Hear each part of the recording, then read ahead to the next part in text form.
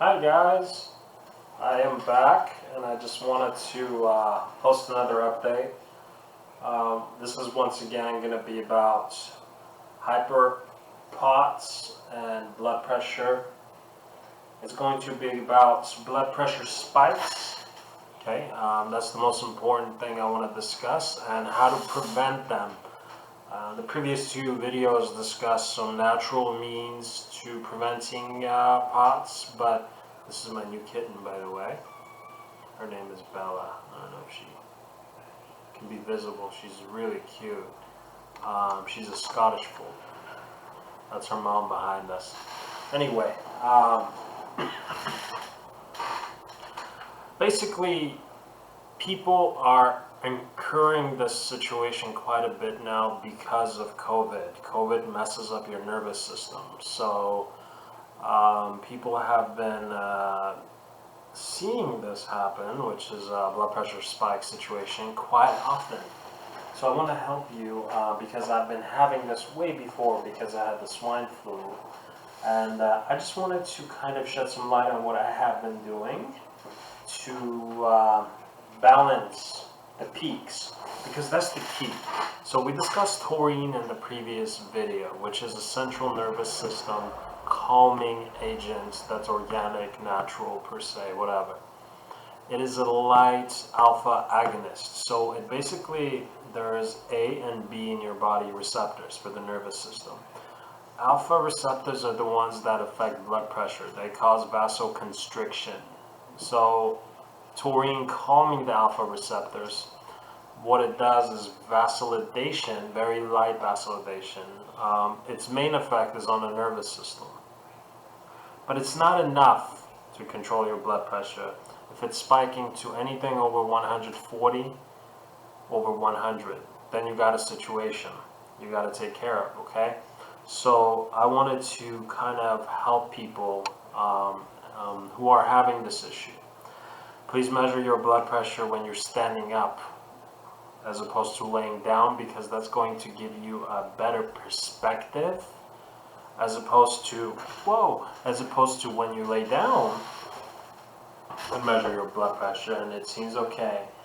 If you're standing up and your blood pressure goes crazy, it means your body's having a sympathetic adrenal nervous system response to try to push blood back into your head.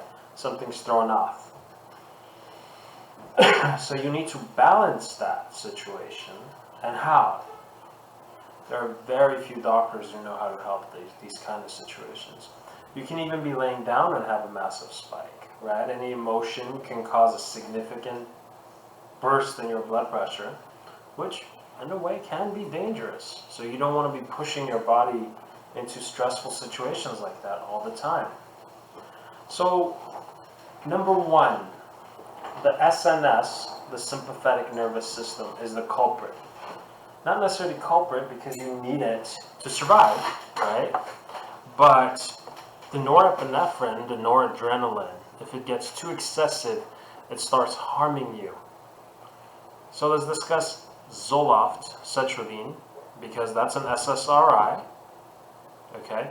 It uses an inhibition system of the serotonin. So it keeps more serotonin in your brain continuously.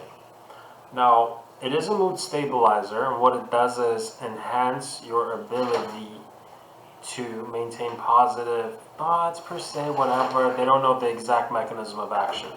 But what we do know, and what I have been researching, what I have been testing on myself, is about 50 milligrams of Zoloft, is that it can enhance your ability to not get overwhelmed.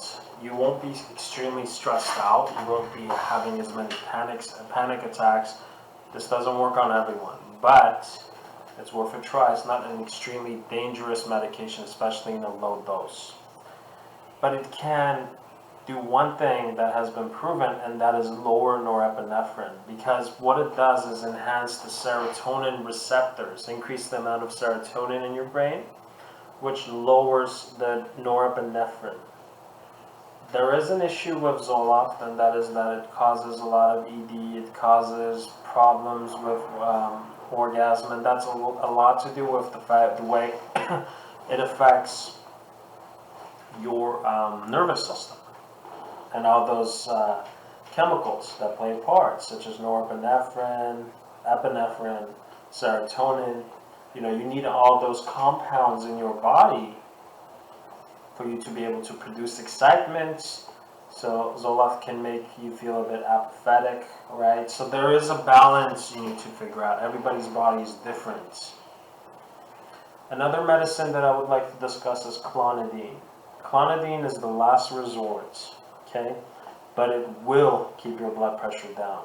It will keep the spikes away, but it is a last resort. I'm going to discuss that medicine more in detail in another video I make because it's very extensive, clonidine. It's not a joke. Don't just take it and not take it because it can cause double the blood pressure spike. It completely inhibits alpha-2 in your body. So what happens is when alpha-2 is inhibited, your body is not producing as much adrenaline. It's not shooting up so much testosterone. So the ability, I think, for your body to be able to not respond to that so hard, I think it's going to be important to take it regularly. Okay? I hope I'm making sense. Okay? Alpha-2 inhibition to calm your body. Okay, it's very important, but it's dangerous to do it with clonidine. So you have to be very careful not to take that medicine unless you absolutely need it. There's a lot of people who are prescribed these kind of medications that are extremely potent and powerful. Now there is a threshold from experience that I have seen in the medical field. Basically, is your blood pressure going over 160, 110? That's when you possibly might need clonidine. Clonidine or moxonidine. Moxonidine is something that's in Europe. It's a lot safer. I order it actually and bring it to the US because I don't want to take clonidine. Okay, there's something in your body called an insulin receptor, and I just wanted to kind of discuss it because it's in relation to alpha-2. But clonidine, moxonidine, that's a specific class of medications. So they use those medications for people who are withdrawing from benzodiazepines. But the focus right now, and the first line treatments, if you are having issues with your blood pressure spiking when you stand up, please give Zoloft, sertraline, and SSRI at 50 milligrams a try for at least a week or two, and let me know how your effect is. Your doctor might prescribe you some Xanax or clonazepam, just as your body's getting used to it. Miracle medication. Do not abuse it. Do not take it too much. Take it once in a blue moon if you can't take your symptoms. If you're having a massive spike in anxiety, spike in adrenaline, can't sleep, it's going crazy. Very addictive medicine though, so you have to be very careful. Thank you.